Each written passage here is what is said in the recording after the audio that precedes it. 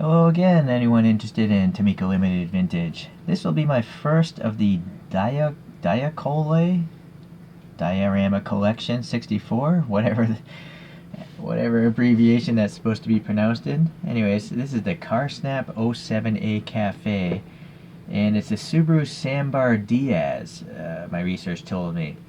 And if you look at these photos, you know, I thought this was an old like 1950s, 60s or something, but it's a retro-styled vehicle. This is the 5th generation Subaru Sambar, and that was available between 1990 to 1999. And so these things are either, well, they're all rear-engined, but they could be rear-wheel drive or even four-wheel drive. And there was apparently a supercharged option as well that could get you 54 horsepower.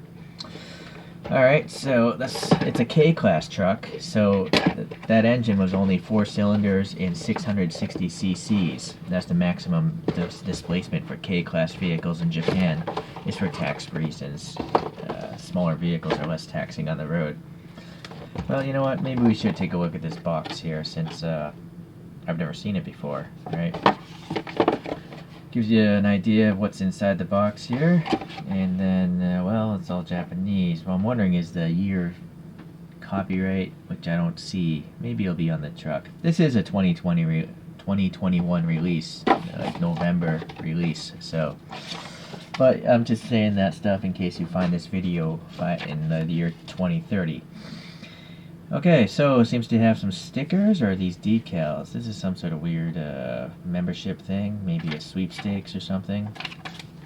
Let's open this up, take a look and see if these are stickers or not. I would assume they're stickers, but yeah, it's a big sticker. The weird thing is, they're not pre-cut.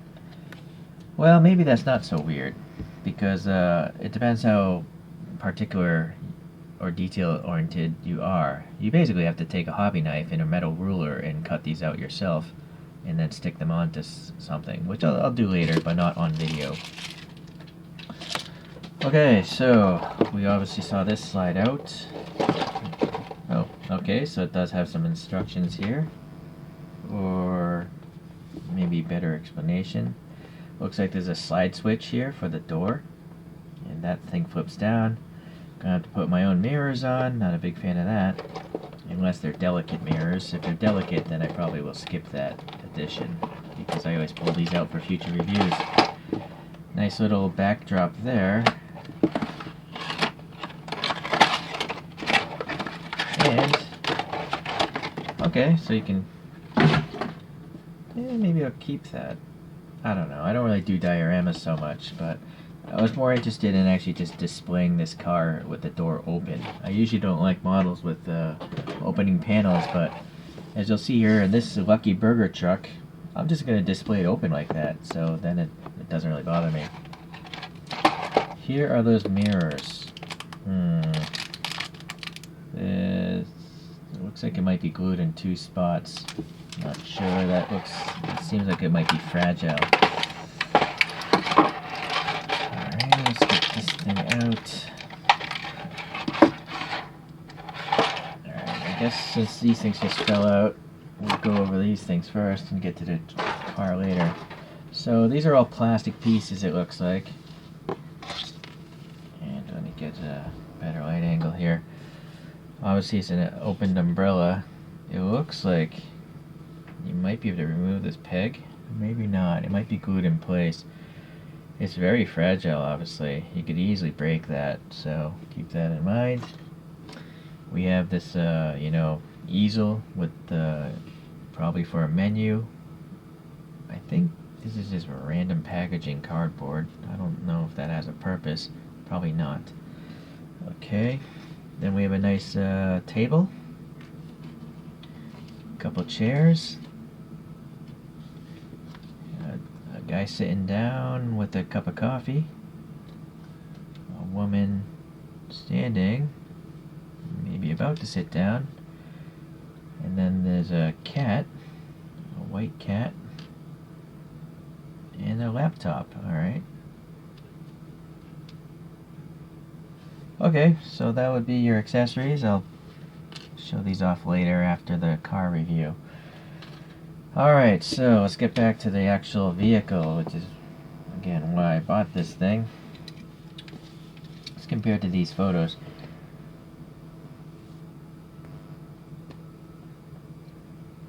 Alrighty. It looks pretty much like those photos to me. Here's the rear view in a different color. So naturally this is a panel van in these two photos, but this one's got the whole, clear glass going on. Now, so let's see about this opening here.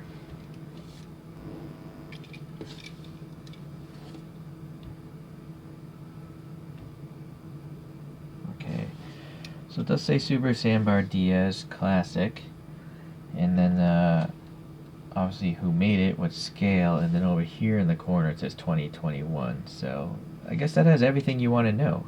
Who made it, what it is, and then how old is the model.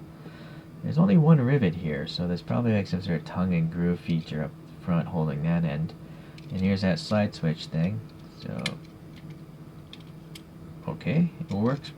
It works alright. It opens much easier than it closes. For some reason you see the door sag when it's closing, but doesn't matter. Alright, so that's good. And then this table folds out according to those instructions. So naturally this gap here with the sliding mechanism is kind of annoying to see, but maybe that's what you could use one of the stickers for, to maybe cover that. I'll mess with that later. We have a guy serving up some coffee here and maybe trying to get some money back there with the other hand. There's a cash register. There's a sink. There's looks like an induction plate with a pot on there. Maybe selling some soup or something. On this side we have a little tiny lock mechanism which looks good.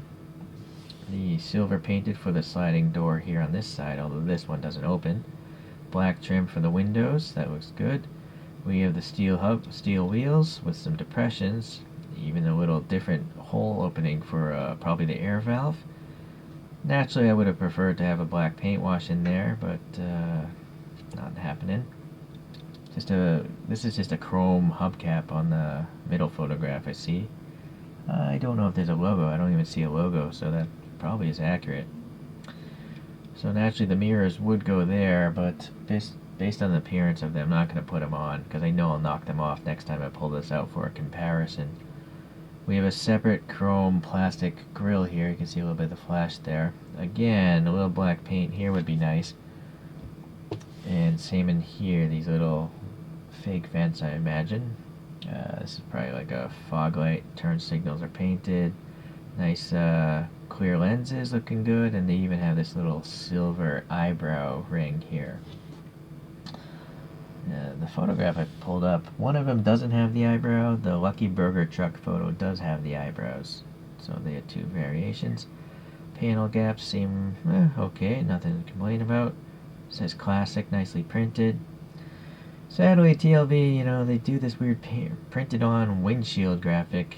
It's, I guess, better than not having anything, but it's like even Hot Wheels has three-dimensional wiper blades, and they cost $1, right? So it seems a little lazy in my opinion. The interior has nice detail though, and I like the fact that they used a light gray color so you can actually see all those details. So that's good. Yeah, alright. Just see, yeah, this guy is sitting on a chair. It's not just like a flat back chair, there's actually some openings there. So interesting. So one other gripe I have with this brand is I wish they'd screwed together their bases, because this is a really prime candidate, again, for some customization. If you could open this up, then you could, maybe add even more details inside this interior. Or maybe like give the guy a hat or something like that. Maybe there's not room for that, but you can see actually the sliding track mechanism up here for the top half of the door. So you can kind of see that this clear window is, this whole door is actually a clear piece of plastic, and then they painted it really well. But that clear plastic is running out into a pin up into the sliding track, so that track is matching the track that you see on the bottom. So that's how it's working apparently. Oddly, well, yeah, I guess you could push, yeah, you can close it by just pushing the door, but I don't see a reason to when you have this thing down here. So looking at the panel gap, let's see, from this distance, can you see it? Well, you can definitely see the top part, but I think the side part isn't so bad. The true comparison would be, remember that? Yeah, so I would say the side gaps are actually pretty much the same, right? Not so noticeable. And I think the reason being is it's a plastic door. For some reason I find that if you have a plastic piece mating to a metal surface, you can get the tolerances to be much tighter. But when you have metal doors and metal openings, that's when the gaps get horrible. So you'll also see there's a big seam up here, so I'm gonna guess this rear door is also plastic.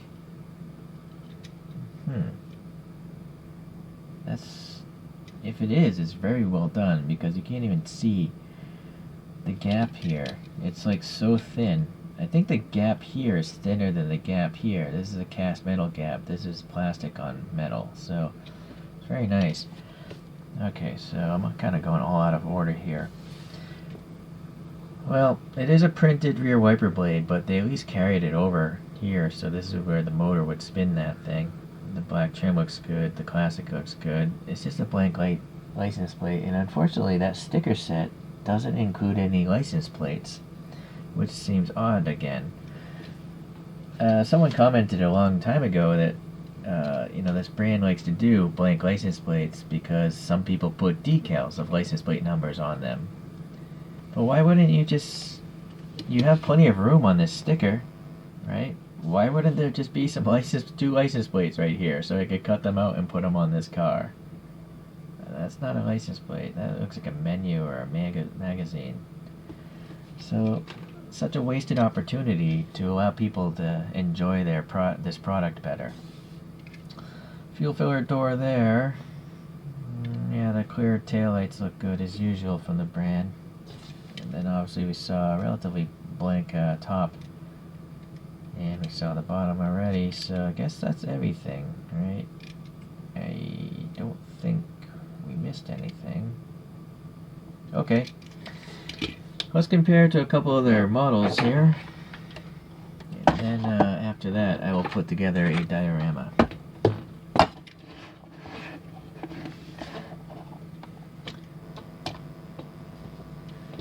I think there's an old magazine advertisement or something of that Diaz.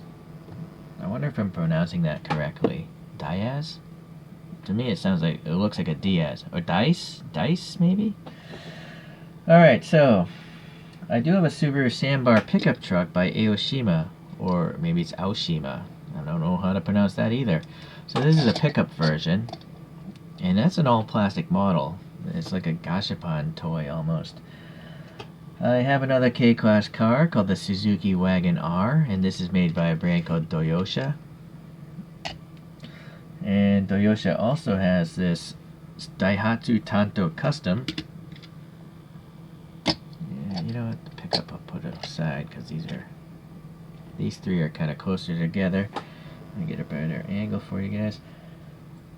And for the last K-Class is a K-Truck called the Suzuki Hustler.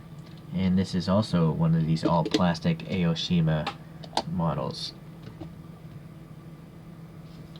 So all these things are powered by 660cc engines, and they're all relatively the same size because they're trying to maximize the maximum dimensions allowed by the Japanese government for the K-Class vehicles.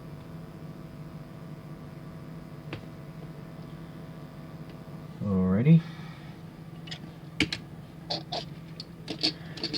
So give me a minute. Alrighty, after about an hour or so, I have managed to put this together.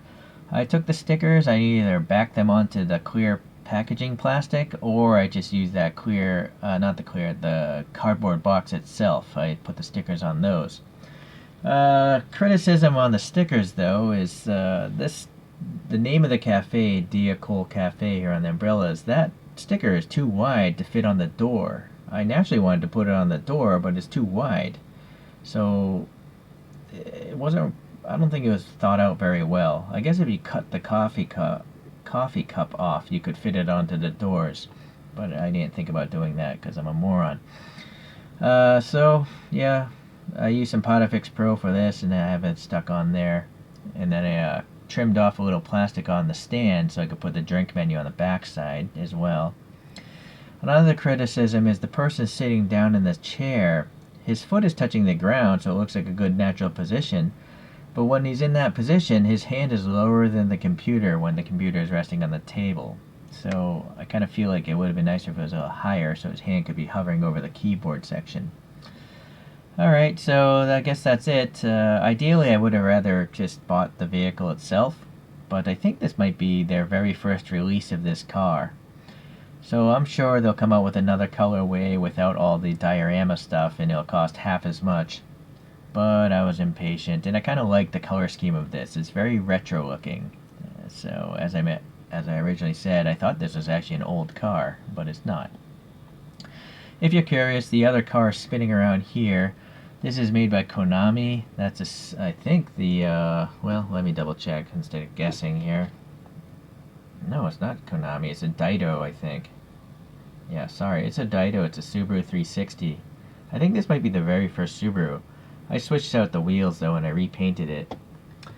This one, maybe it's this one that's made by Konami. Yeah, my bad. So this Honda Prelude here is made by Konami. Okay, so if you want to search those out, you can get them on eBay. Alrighty, well, I guess in summary, if you're not really interested in cutting things out, sticking them to other things, gluing things down, this whole series of Diocolle might not be for you. I'll probably pass on in the future unless, well, you never know. Maybe they'll come out with something crazy that I'll want someday. But the actual die-cast Subaru Sambar, I think, is pretty good. Alright, well, thank you for watching. I'll see you the next time I get a TLV. Bye.